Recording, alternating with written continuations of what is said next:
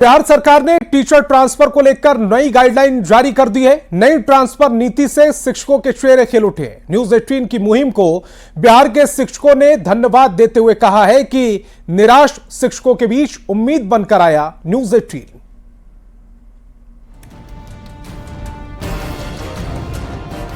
जो नियोजित शिक्षक जिस जगह पर काम कर रहे हैं वहीं पर उनको काम मिलेगा और ये चीज हमारे मुख्यमंत्री साहब ने बहुत अच्छा किए। खुशी हो रही है सर कि हमारे माननीय मुख्यमंत्री जी ने इतना बड़ा तोहफा हम लोग दिया है। बिहार के शिक्षकों को बिहार सरकार एक के बाद एक तोहफा पर तोहफा दे रही है। अभी 2 दिन पहले की ही तो बात है, सीएम नीतीश कुमार ने 1,14,000 से ज्यादा नियोजित शिक्षकों को राज्यकर्मी का दर्जा दिया। फिर ट्रांसफर को लेकर महीनों से चली आ रही शिक्षकों की टेंशन भी दूर की और अब नई टीचर ट्रांसफर गाइडलाइन जारी कर शिक्षकों के चेहरे पर चमक बिखेर दी है। आ रहे थे तो हाथ उठा करके आप कहिए कि सब खूब पढ़ाइएगा, बोलो।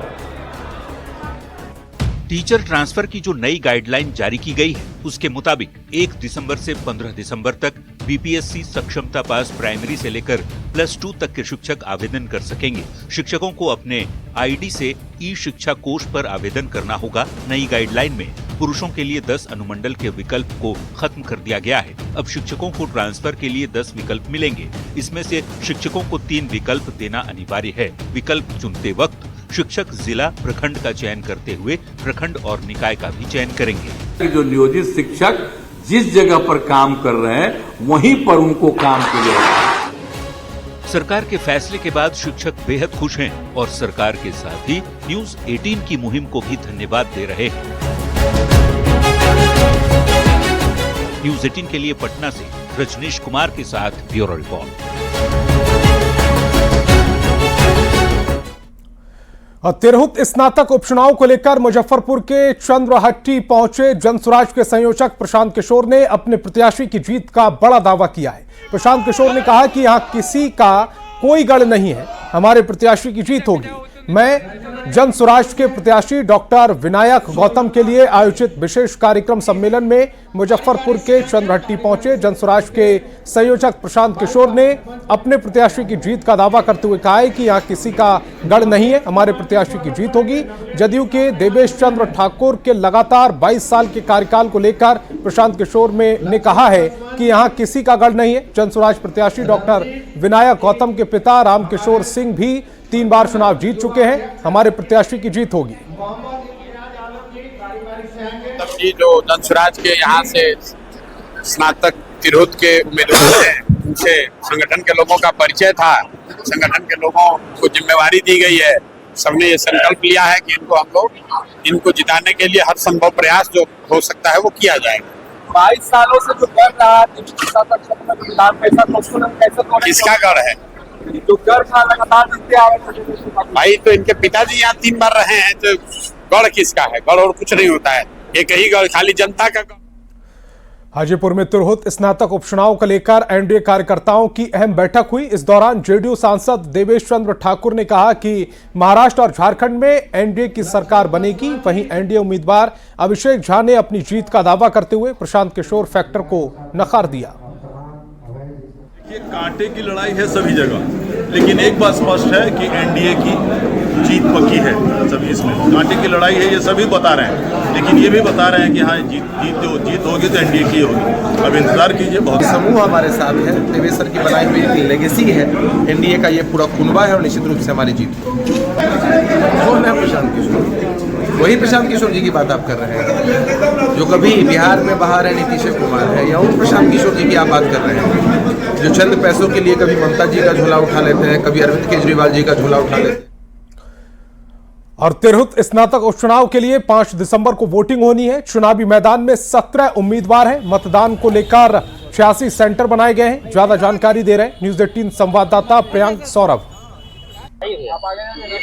तिरहुत स्नातक उपचुनाव को लेकर नाम वापसी की आखिरी तारीख 21 नवंबर थी, जिसमें एक भी प्रत्याशी ने नाम वापस नहीं लिया। ऐसे में अब 18 प्रत्याशी जिन्होंने नॉमिनेशन किया था वो तमाम प्रत्याशी मैदान में हैं। हालांकि एक प्रत्याशी राजेश कुमार रोशन जिन्होंने निर्दलीय नॉमिनेशन किया था उनका निधन हो चुका है। तो ऐसे में अब विभागीय रूप से इस पर फैसला लिया जाएगा कि क्या उनका नाम जो है उस लिस्ट में रखा जाए या नहीं रखा जाए। लेकिन अब 17 प्रत्याशी जो है वह मैदान में है, जिसमें एनडीए के अभिषेक झा हैं जो कि जेडीयू के प्रत्याशी हैं, वही इंडिया गठबंधन से गोपी किशन प्रत्याशी बनाए गए हैं, वहीं जनसुराज से डॉक्टर विनायक गौतम हैं।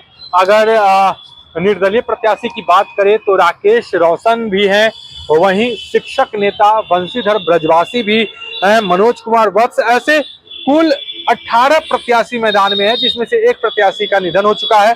वहीं वोटिंग की बात करें तो 5 दिसंबर को वोटिंग होना है, 5 दिसंबर को इसके लिए वोटिंग होना है। और तिरहुत स्नातक क्षेत्र के चारों जिलों की बात करें तो कुल 1,54,828 वोटर जो है इन प्रत्याशियों के भाग्य का फैसला करेंगे। और मुजफ्फरपुर के सिर्फ वोटरों की बात करें तो मुजफ्फरपुर में 67,547 वोटर हैं। वाली बात होगी कि 5 दिसंबर को जो वोटिंग होगी तो उसका नतीजा जो 9 दिसंबर को होगा तो उसमें रिजल्ट क्या कुछ आता है। मुजफ्फरपुर से न्यूज़ 18 के लिए प्रियांक सौरभ।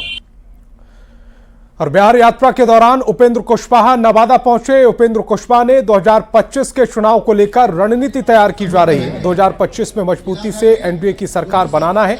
उन्होंने कार्यकर्ताओं को एकजुट रहने की सलाह दी है। आग्रह करने के लिए आए हैं कि सब लोग मिलकर पूरी एकजुटता के साथ रहें, माहौल बनाए एनडीए के पक्ष में, ताकि अगली बार 2025 में जो विधानसभा का चुनाव होगा उस चुनाव के माध्यम से एनडीए की सरकार फिर से बिहार में बन सके। बिहार विधानसभा में विधानसभा सत्र को लेकर बुलाई गई सभी दलों की बैठक खत्म हो गई। बैठक के बाद आरजेडी के मुख्य सचेतक ने कहा है कि हम सरकार का सहयोग करेंगे, लेकिन जनता की बातों को लेकर जो सवाल उठेंगे उसका जवाब मिलना चाहिए। कांग्रेस विधायक दल के नेता शकील अहमद खान ने कहा है कि हमारी पार्टी बिहार के कई ज्वलनशील मुद्दों को उठाएगी। वहीं मंत्री विजय चौधरी ने कहा कि सरकार विपक्ष के सवालों का मजबूती से जवाब देगी।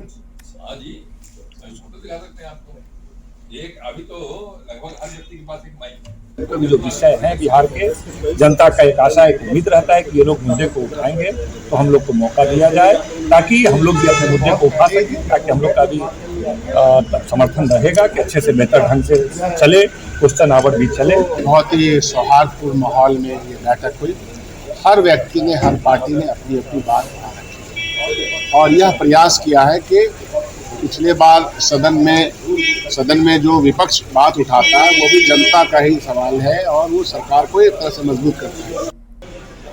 हम लोगों ने भी सरकार के तरफ से आसन को यानी स्पीकर साहब को आश्वस्त किया है कि सरकार भी आसन की भावना और सभी दलों की भावना देखते हुए जो भी जनहित के मुद्दे होंगे उसको पूरी मुस्तैदी से और सही तथ्यों से सदस्यों को भी और सदन को न सिर्फ अवगत कराएगी। और केरल विधानसभा की 16 सदस्यीय सेलेक्ट कमेटी की टीम बिहार विधानसभा पहुंची। सभी ने विधानसभा अध्यक्ष नंद किशोर यादव से मुलाकात की। इस दौरान नंद किशोर यादव ने कहा, इन लोगों से कई मुद्दों पर बातचीत हुई है। बिहार के बनाए गए विशेष कानून पर भी इन लोगों के साथ चर्चा हुई। केरल की टीम एक विशेष विषय पर अध्ययन करने के लिए बिहार के 3 दिवसीय दौरे पर आई है और आज कर्टसी कॉल के तहत विधानसभा के प्रांगण में आए थे वो लोग। हमने उनका स्वागत किया है और वो प्रसन्न है इस बात से कि वो बिहार घूमने का उनको अवसर मिला और बिहार के एक विशिष्ट कानून के बारे में वो जानकारी प्राप्त करने के लिए उच्च स्तरीय टीम आई उनकी। उसमें एक मंत्री उसके कन्वीनर हैं और 4 एक्स मिनिस्टर उस कमेटी के मेंबर हैं। और ठंड के दस्तक देते ही अस्पतालों में मरीजों की भीड़ बढ़ने लगी है और ओपीडी से लेकर आईपीडी पर दबाव बढ़ने लगा है। पटना में सबसे ज्यादा असर आईजीआईसी अस्पताल में दिख रहा है, जहां बड़ी संख्या में हृदय रोगी पहुंच रहे हैं। अस्पताल के चिकित्सकों की माने तो हार्ट अटैक से लेकर ब्लॉकेज और सीने में दर्द की शिकायतें वाले मरीज पहुंच रहे हैं, जिनकी वजह से अस्पताल के सभी 280 बेड फुल हैं और ओपीडी में रोजाना 300 मरीजों का इलाज हो रहा है। आईजीआईसी अस्पताल से ज्यादा जानकारी दे रहे हैं न्यूज़ 18 संवाददाता रजनीश कुमार। अस्पतालों में हृदय रोगियों की संख्या में तेजी से इजाफा देखने को मिल रहा है। खासकर पटना के आईजीआईसी की अगर बात करेंगे, यहां पर सभी के सभी बेड फुल हो चुके हैं। यानी दिन प्रतिदिन अस्पताल में बेड की क्षमता बढ़ रही है, लेकिन उससे कई गुना ज्यादा मरीजों की संख्या भी बढ़ रही है। तो इस वक्त ओपीडी की आपको हम तस्वीर दिखा रहे हैं, जहां पर बड़ी संख्या में राज्य भर के जो मरीज हैं वो इलाज करवाने के लिए पहुंच रहे हैं। कहा जा रहा है कि 60 बेड यहां पर आईसीयू की क्षमता है, सभी के सभी आईसीयू फुल है। इसके साथ साथ जो 280 बेड की क्षमता है अस्पताल की, सभी के सभी बेड फुल हो गए हैं। पहले तो ये हॉस्पिटल 100 बेड का था, अब 280 बेड का हो गया। आज के डेट में अभी बेड मरीज को बेड नहीं मिल रहा है, बहुत मुश्किल से हम लोग मैनेज कर रहे हैं। एवरेज 40 पेशेंट रोज भर्ती होता है। आंकड़े, एक तो लाइफस्टाइल आजकल बहुत पुअर हो गया है सबका। जंक फूड हो गया, रेगुलर एक्सरसाइज नहीं करना। इससे पहले हम लोग छोटे थे तो आउटडोर गेम्स बहुत खेलते थे, अब सब घर पे बैठा रहता है। जंक फूड हो गया, ऑयली फूड हो गया, तो ये सब ओबेसिटी हो गया। अभी टेम्परेचर का कितना इफेक्ट है? टेम्परेचर का इफेक्ट तो पड़ता ही है, दिसंबर में और बढ़ेगा। जैसे जैसे ठंडा होगा, थोड़ा हार्ट अटैक का पेशेंट थोड़ा और उसमें इजाफा होगा।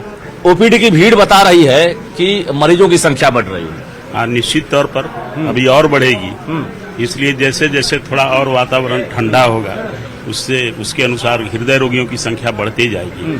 हाँ, हमारे अस्पताल में मरीजों की संख्या बहुत है, सेवाएं बहुत हैं। सर के मार्गदर्शन में हम सब लोग हर तरह का संभव प्रयास कर रहे हैं, और मौसम बदलने से जो समस्याएं बढ़ रही हैं, उससे भी मरीजों को जो समस्या हो रही है उसके निदान की कोशिश की जा रही है। इसी के तमाम जो डॉक्टर हैं या फिर यहाँ के जो अधिकारी हैं वो तत्पर हैं, क्योंकि अचानक मरीजों की संख्या में तेजी से इजाफा हुआ है। और एक बार हम कैमरामैन दीपक से कहेंगे, जरा पैन करके दिखाइए आप। ये ओपीडी की तस्वीर है और बिल्डिंग का जो आकार है वो लगातार बढ़ता जा रहा है, यानी इमारत खड़ी होती हुई लगातार नजर आ रही है। आईजीआईसी की साल दर साल यहाँ पर सुविधाएं जो है बढ़ रही है, लेकिन मरीजों को अभी भी सही से बेड मुहैया नहीं हो पा रहा है, क्योंकि मरीजों के आंकड़े जो हैं कई गुना बढ़ते जा रहे हैं। अगर आप बात करेंगे तो यहाँ पर 300 की संख्या में तकरीबन रोज ओपीडी में मरीज पहुंच रहे हैं। इसके साथ साथ जो हार्ट अटैक वाले मरीज हैं या बाकी समस्याओं के जो मरीज हैं वो यहाँ पहुंचते हैं। ऐसे में स्थिति जो है वेटिंग वाली हो जाती है। बावजूद जो मरीज हैं उनका विश्वास है कि आईजीआईसी में बेहतर इलाज होगा और यहाँ पर इलाज के बाद हम स्वस्थ हो जाएंगे। कैमरामैन दीपक के साथ रजनीश कुमार, न्यूज 18 पटना। शराबबंदी कानून को कड़ाई से पालन कराने के लिए गोपालगंज पुलिस ने यूपी बिहार के 50 शराब माफियाओं पर इनाम घोषित किया है। एसपी ने बताया कि फरार शराब माफियाओं पर इनाम घोषित करते हुए उनके नाम और पहचान को सार्वजनिक किया जा रहा है, ताकि शराब माफियाओं को पकड़ने में पुलिस को मदद मिल सके।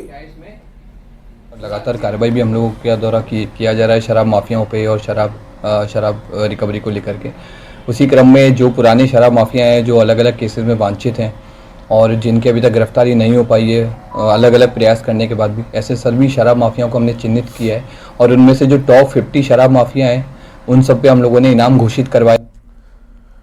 और पूर्णिया में मनोरमा स्पोर्ट्स सीजन 7 के तहत पुरस्कार सम्मान समारोह का आयोजन किया गया। इस मौके पर नगर निगम की महापौर विभा कुमारी मुख्य अतिथि के रूप में शामिल हुई। सम्मान समारोह में विजयी खिलाड़ियों को मेडल और नगद राशि देकर सम्मानित किया गया।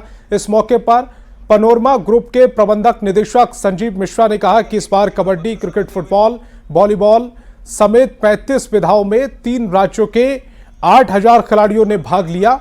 30 लाख रुपए से ज्यादा की राशि खिलाड़ियों के बीच वितरित की गई। अभी जो हम लिस्ट हमें मिला उसमें आपको जान के खुशी होगी कि लगभग 7500 बच्चों ने भाग लिया। ये बहुत बड़ी बात है हमारे पूर्णिया के लिए। और मैं आपको बताऊं, ये सब मेरा सपना था, लेकिन आप लोगों ने इसको सजाया है। ये पूरा क्रेडिट मैं आप लोगों को देता हूं, पूरी टीम को देता हूं। तो इस बुलेटिन में फिलहाल इतना ही। आप देखते रहिए न्यूज 18 बिहार झारखंड।